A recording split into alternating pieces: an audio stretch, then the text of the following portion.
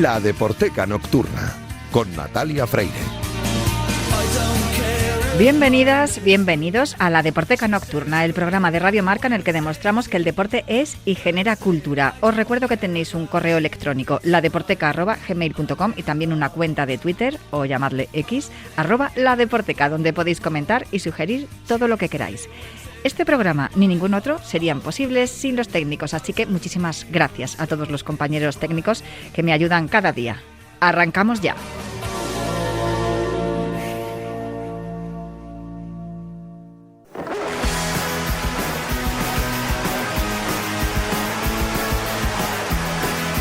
Himno titular, con Julio Ruiz. No me gusta que me guste el fútbol, pero ¿qué le voy a hacer? Venga Lopetegui, sonríe, Florentino paga bien. Y Julio Ruiz, que pone cara como, joder, tengo indicativo. Hombre, sí, después de 3 temporadas yo creo que ya te mereces un indicativo. Muy buenas, Julio. Hola, ¿qué tal? Me suena un poco raro cuando oigo, por supuesto... Con la voz de Fernando Herranz, que bueno, tiene una voz esto espectacular. Pero con Julio Ruiz me suena así. Sí. Muchas gracias, Fernando. Pues bueno, pues sí, la verdad es que estamos con Julio Ruiz en su sección Himno Titular, que nos acompaña prácticamente todas las semanas. Hay algunas veces que le damos fiesta, pero normalmente está siempre aquí con nosotros en la Deporteca para hablar de música relacionada con el deporte. Lo que me traes hoy a mí me hace muy feliz, porque siempre que aparece por ahí uno de los protagonistas que me traes, a mí me hace feliz. Pero me tendrás que explicar por qué, pero antes tengo que recordar que tienes un podcast que se llama Todos los discos son grandes y que sale cada semana, los miércoles está saliendo ahora, ¿no? Más o menos. Sí, los miércoles. Empezó saliendo los lunes, pero ya hace tiempo que, y esto lo voy a explicar, como grabamos cada 2 lunes, pues era como demasiado precipitado. Grabar el lunes y que se subiera el martes, entonces tenemos ahí un poquitín de el miércoles y estupendamente. Bueno, lo podéis escuchar, pero hoy me traes a 2 protagonistas que tendrás que explicarme por qué. Bueno, es un clásico y esto a lo mejor lo vamos a seguir haciendo de vez en vez, tampoco hacerlo todas las semanas porque sería pues demasiado monótono, y es los grupos o los artistas, cuál es su equipo favorito. Esto en alguna vez lo hemos dicho. Mira, uno de los 2 nombres que salen hoy, pues yo creo que es bastante fácil, o a lo mejor incluso en algún momento lo hemos comentado, pero el otro nombre no tanto, que me parece que ese nombre es el que va a empezar a sonar ahora, con una canción que se llama Open Rose. Yo soy tan fan de Caris Matthews, que era la cantante de Catatonia. Parece que ha dejado eso al margen e incluso su carrera en solitario. Esto que empieza a sonar era una de las canciones que formaba parte de uno de los contados discos en solitario que ha hecho, porque ahora es colega de la radio. Fíjate tú las veces que he tenido oportunidad de entrevistar a Caris Matthews de Catatonia, que ahora tiene un programa en la BBC 6 en donde rebusca en el ayer, sobre todo de músicos ilustres de otras décadas, a lo mejor blueseros de los años 50 o 60. Está muy bien el programa, ¿eh? Te recomiendo que por internet, si tienes, y recomiendo a todos los oyentes de Himno Titular y de la Deporteca, que se pierdan en lo que hace Caris Matthews, porque es un programa bastante interesante. Bueno, fíjate, a mí me llama la atención la cifra porque es escandalosa. 800.000 espectadores, oyentes tiene. O sea que, en este caso, Caris Matthews con ese programa. ¿Y cuál es el equipo favorito y el... Bueno, ella es galesa, cantante de Catatonia. ¿Cuál crees que puede ser su equipo favorito? No tengo la menor idea. Dame alguna opción. Bueno, opción pues, A, opción B, todas las anteriores. Bueno, pues por ejemplo, si te digo un equipo en donde jugó Radomir Antic. Me lo pone muy difícil, no me llega tanto la memoria. ¿No te llega tanto? Bueno, pues te doy de plazo que suene precisamente esta canción que se llama Open Roads. Where are we going with feeling alone? We'll never know. What are these tears we're crying? 'Cause I remember the open roads met at the corner where no one goes and no one mattered at all.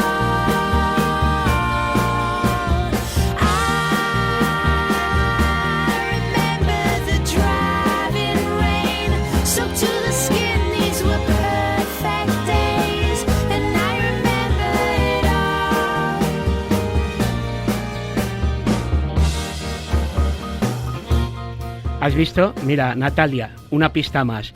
Ahí está, delante del micrófono de la BBC 6, e incluso en el texto dice, ahí está Caris Matthews luciendo la camiseta del...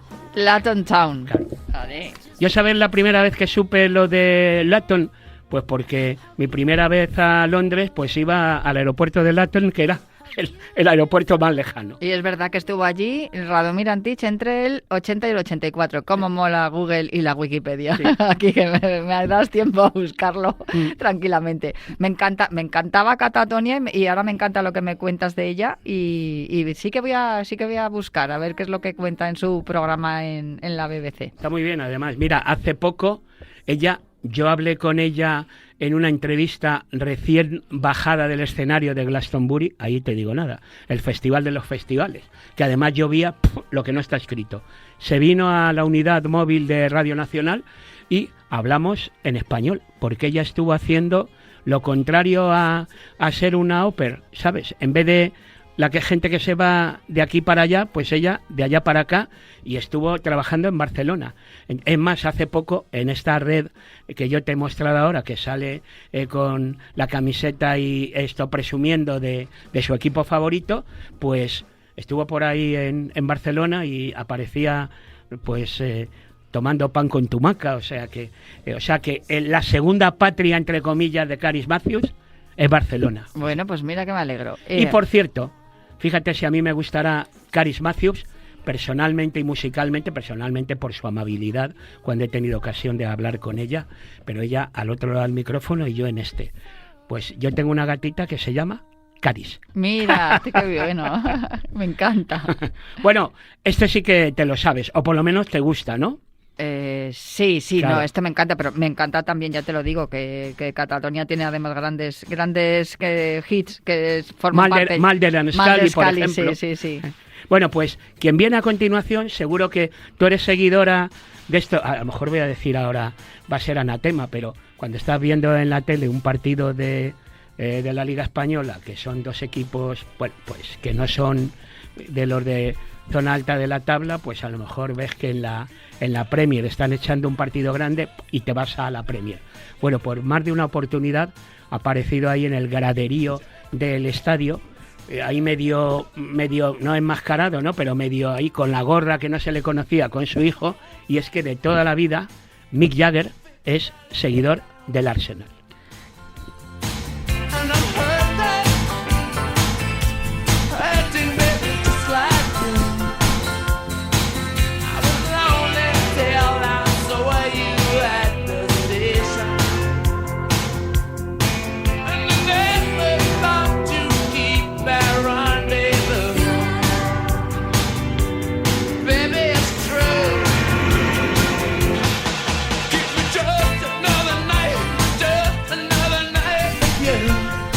Ahora debe estar disfrutando así, Claro. aunque bueno, los seguidores del Arsenal tampoco es que, a ver, no es un equipo que es un equipo grande, está Sí. claro, pero es un equipo que en los últimos años esté disfrutando de muchos campeonatos, no ha podido ganar muchos, aunque siempre los está peleando. Sí. A mí tengo que decirle que al Arsenal le tengo mucho cariño y por muchas razones, y a Mick Jagger también. Pues esta es una canción que forma parte de uno de los discos en solitario que hizo Mick Jagger, al margen de los Rolling Stones, y lo que está sonando pues es ese Just Another Night. Y eso que comentabas del Arsenal, pues sí, es cierto. Bueno, lo primero, ¿por qué Mick Jagger es del Arsenal? Pues porque nació en Dartford, que está cerca de Highbury, que era el antiguo campo sí. del Arsenal. Hace un año se le vio en la grada en un Fulham Arsenal, que estaba con su hijo.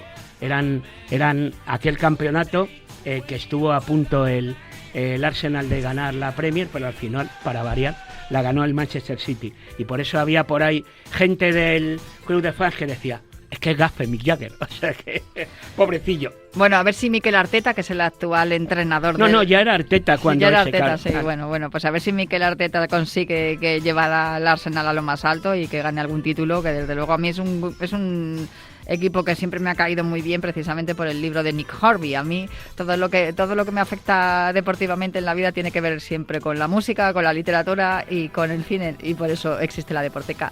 Pues no sé si me tienes que contar algo más, lo dejamos aquí. No, Caris Matthews, galesa, que fan del Luton Town, sí, y luego pues Mick Jagger, fan del Arsenal. Esto ya digo que es facilón, o sea que a lo mejor te amenazo con que en 7, 8 semanas volvemos a ponerle la camiseta a algún que otro ídolo musical. A mí no me importa, mientras me traigas buena música, en este caso la de la vocalista de Catatonia o el vocalista de los Rolling Stones, no tengo ningún problema. Muchísimas gracias, Julio. Un placer, hasta la semana que viene.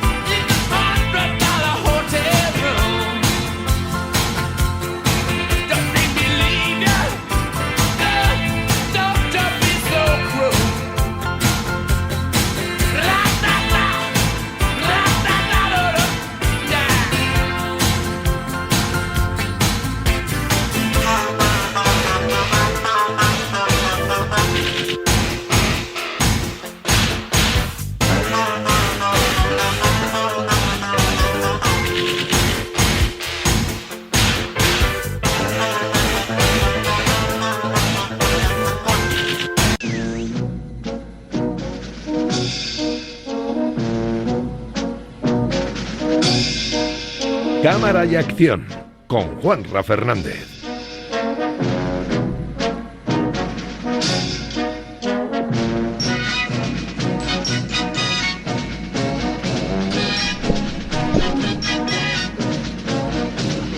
Pues llega el momento, uno de mis momentos favoritos del mes, que es el momento de saludar a nuestro fichaje estrella de las últimas temporadas, porque la verdad es que tenemos un equipazo, con Marcos Pereda, con Julio Ruiz y también con Juanra Fernández. Juanra, muy buenas, ¿cómo estás?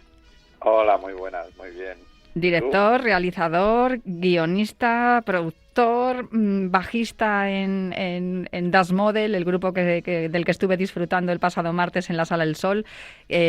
Por cierto, que me dijo Luis Beamud, nuestro técnico que nos suele acompañar en este programa, que también asistió al concierto homenaje de Eduardo Benavente, que había que declarar la Sala El Sol como patrimonio de la humanidad, patrimonio cultural de la humanidad, por lo bien que suena. Ah, bueno, pues mira, bueno saberlo, porque sabes que cuando estás encima del escenario el concepto que tienes del sonido exterior es completamente diferente, entonces no sabes cómo está sonando de cara al público. Bueno, lo que pudimos vivir el pasado martes, vamos a contarlo, fue espectacular. Bueno, pues muchas gracias, bueno, de verdad, cuéntalo, por la parte que me toca. Claro, cuéntalo porque tú tienes mucho que ver en esto. Sí, mira, todo surgió hace ya 14 años, ¿no? Con una idea, ¿no? De hacer un biopic cinematográfico de Eduardo Benavente. Me puse en contacto con Ana Curra, conseguí llegar hasta ella y desde entonces pues lo hemos estado moviendo. Y al final, mira, como anticipo a lo que espero que algún día hagamos, que sea una película, pues se ha publicado este cómic por la editorial Cascaborra, que lo ha dibujado Julepe y es lo que presentábamos el otro día dentro del marco del homenaje a Eduardo Benavente el día de su cumpleaños. Una novela gráfica titulada Autosuficiencia.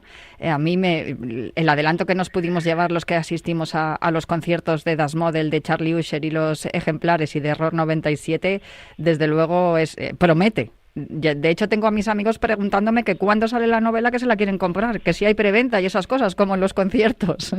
Pues sí, en el QR ese que viene al final de lo que entregamos, ahí ya está la preventa y la podrán adquirir. Yo creo que a finales de enero está disponible. Lo pasamos genial. Es una maravilla, o sea, visualmente es una maravilla la novela gráfica y lo pasamos, como dices tú, muy bien. Sí, fue genial además ver a unos jovencísimos Error 97 haciendo una música que a mí me recordaba muchísimo. Tenía una mezcla ahí entre el post-punk, el punk más puro, el grunge, se me mezclaba un poco todo, la verdad, pero con una, además, ¿cómo se dice? Virtuosos de los instrumentos, tocaban con los jovencísimos que estaban por allí sus padres, que yo creo que eran de mi edad o incluso más jóvenes, y la verdad, y además bajista, mujer, que tenemos aquí también con Luis Beamuz, tenemos también el chascarrillo de bajista mujer, el grupo es bueno, seguro. Y nos encantó Error 97, pero lo de ver a Charlie Usher y los ejemplares en la primera parte del concierto que dieron, que fue yo le dije a mis amigos, tengo 12 años ahora mismo, o sea, estaba escuchando porque...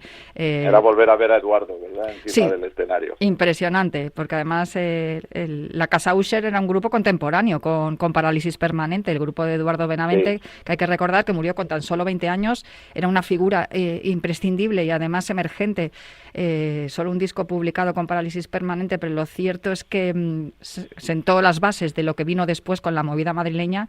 Murió en un accidente de coche, como tú bien has dicho, Ana Curra estuvo allí también, que era su novia en ese momento, y dejó las bases de lo que fue después la movida madrileña y todo su esplendor, y lo cierto es que se celebró el concierto y la presentación de vuestro cómic, de vuestra novela gráfica, en la noche del martes 29 de noviembre al miércoles 30, que era justo cuando nació Eduardo Benavente, 30 de octubre, que coincide con la fecha de nacimiento de otro genio, esta vez del fútbol, que fue Diego Armando Maradona.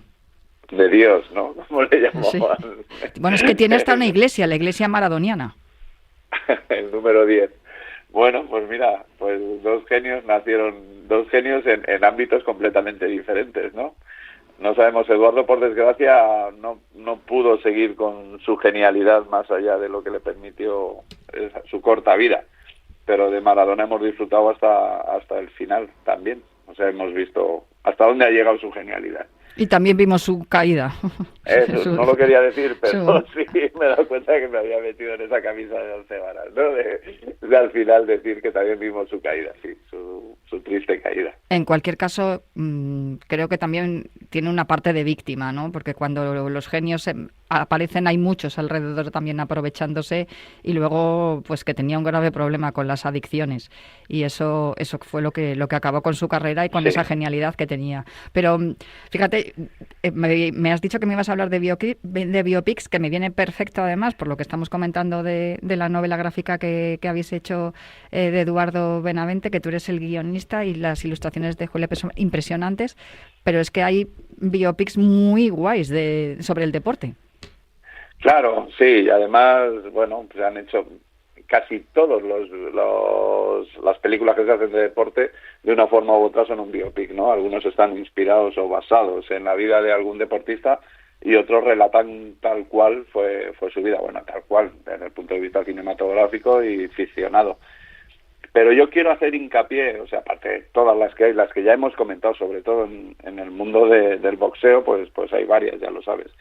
Pero quiero hacer hincapié en dos que son más trágicas, ¿no? Porque si hemos dicho que las películas de deporte siempre están ensalzando, ¿no? Lo que son esos logros, el conseguir esos retos, ¿no? De superación propia.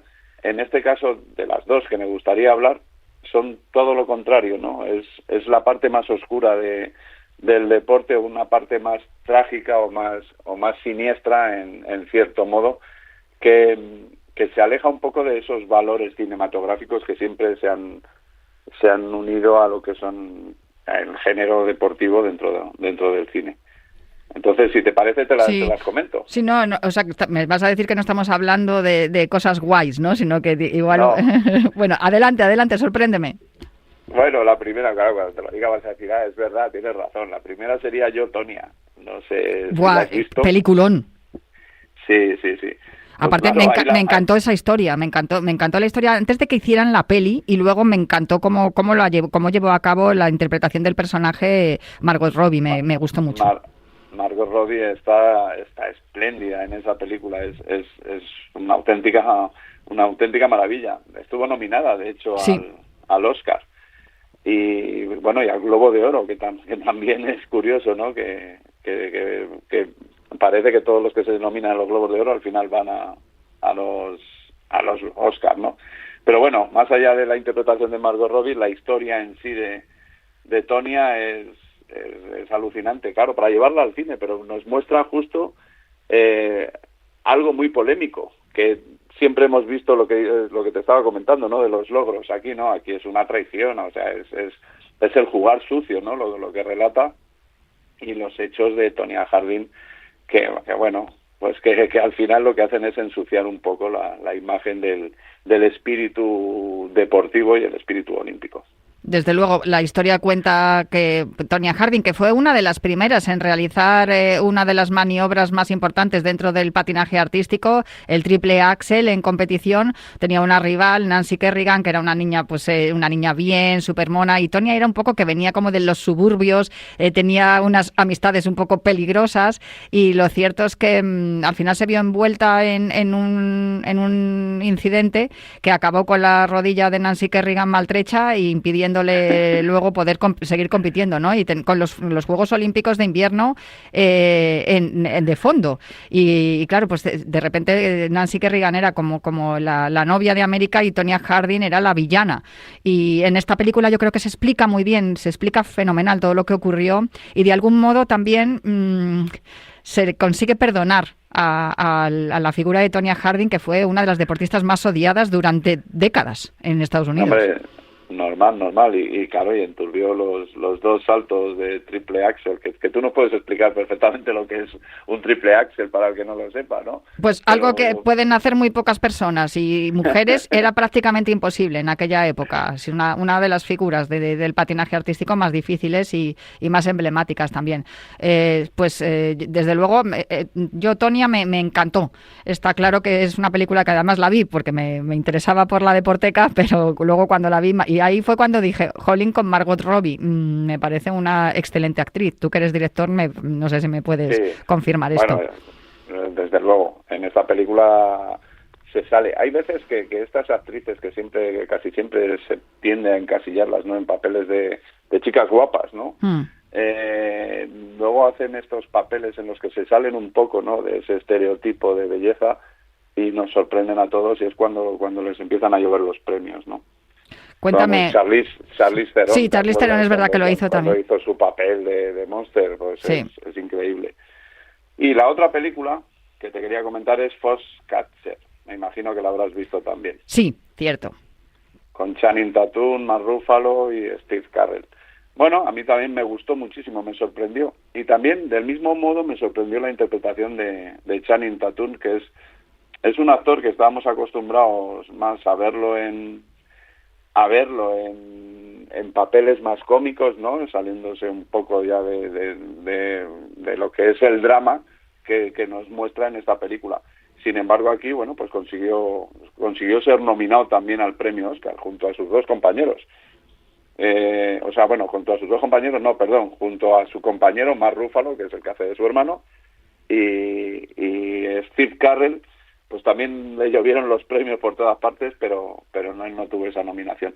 Es otra historia muy muy turbia, ¿no?, del deporte estadounidense. Las dos son americanas, porque los americanos son expertos en hacer biopics, ¿no?, y llevarlos hasta ese punto. Y también nos muestra esa parte más oscura de lo que es el deporte, ¿no?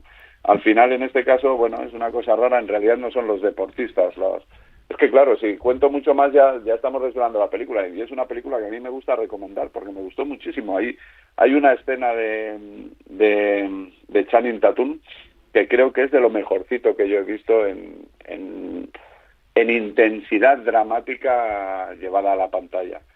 Y bueno, creo que es una película que es muy muy recomendable, que está ambientada evidentemente en el marco deportivo. En este caso es, bueno, de la lucha, ¿no? Sí, la lucha libre, y con los Juegos Olímpicos de Seúl también como sí, tema de fondo. Pues fíjate, creo que es de las menos conocidas en cuanto a películas de deportes, Posiblemente por eso que estamos comentando, ¿no? Porque es un poco sórdida en el sentido de que la historia no representa esos valores de compromiso, de espíritu de superación, de espíritu de equipo y tal, que sin embargo creo que es muy muy importante que se vean este tipo de películas, porque en el deporte no es oro todo lo que reluce y hay muchas cosas. Quizá en el boxeo se ve mejor, ¿no? Que hay lo que envuelve en ocasiones el deporte ensucia también lo que significa el deporte, pero esta película desde luego yo creo que es de las más outsiders, ¿no? O random, como dicen los modernos. Y evidentemente lo demostró también en la recaudación, o sea, fue una película que costó 24 millones de dólares y recaudó solo 15. O sea, imagínate, o sea, se puede hablar de fracaso. Uh-huh. Sin embargo, es una gran película y bueno, no lo sé. Y es la historia Yo del medallista olímpico Mark Schultz, que digamos que es eso, que es una historia real. Esta película lo que te muestra es un poco como lo que pasó con lo de Tonya Harding, que lo que ocurre en el deporte muchas veces no se cuenta, se ven solo los titulares y no se cuenta en profundidad, y para esto sirven estas pelis. Me encanta la selección que me has hecho, Juanra. Bueno, dos películas que yo creo que ahora para este puente, alejándonos un poco del terror, ¿no? Que los ponen en la televisión continuamente, que están muy bien para verlas y para disfrutarlas. Bueno, estoy viendo que también el propio Channing Tatum también participó en Coach Carter, en la película, que ahí es así, que también es una historia real, pero es así, que habla de valores, de espíritu de equipo y de que hay que estudiar, que hay que leer y prepararse académicamente para triunfar en el deporte, porque si no, el deporte solo no es suficiente para ser una persona formada y completa. Y el mismo director, Bennett Miller, también dirigió otra película, inspirada también en el deporte, que es Moneyball.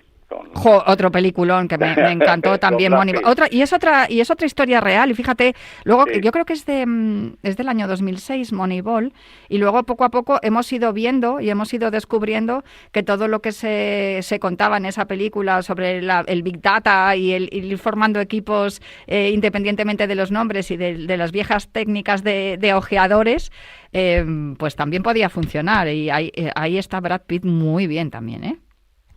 Sí. Está muy bien. Y bueno, pues nada, volviendo a hablar otra vez de Bennett Miller, que es el que dirige las dos, pues se llevó la Palma de Oro en el Festival de Cannes por esta película, por Foxcatcher. Y sin embargo, lo que dices tú, ves que es una película que ha pasado desapercibida, que casi nadie la ha visto, y es una pena, porque es una película altamente recomendable. Es muy recomendable y además seguramente que da una visión a los espectadores, de una visión distinta de lo que es el deporte, que nos aleja un poco de esa concepción que tiene Disney, que a mí me encanta, que a mí me encanta, pero sí que es verdad que en este caso Bennett Miller, pues fíjate, ha utilizado más el deporte de lo que yo esperaba. Si es que los directores de cine tenéis que utilizar más el deporte, que hay historias brutales como las que nos has contado hoy. Pues Juanra Fernández, muchísimas gracias por acompañarme hoy, que pases un buen puente y te mando un abrazo y muchas felicidades por la novela gráfica de Eduardo Benavente. Lo contaremos aquí también cuando esté ya a la venta. Vale, pues muchísimas gracias a ti. Hablamos en breve, volvemos a hablar aquí en Cámara y Acción con Juanra Fernández, nuestro director, guionista, profesor de actores, nuestro Clint Eastwood particular. Un abrazo fuerte, Juanra. Un abrazo para todos, un saludo.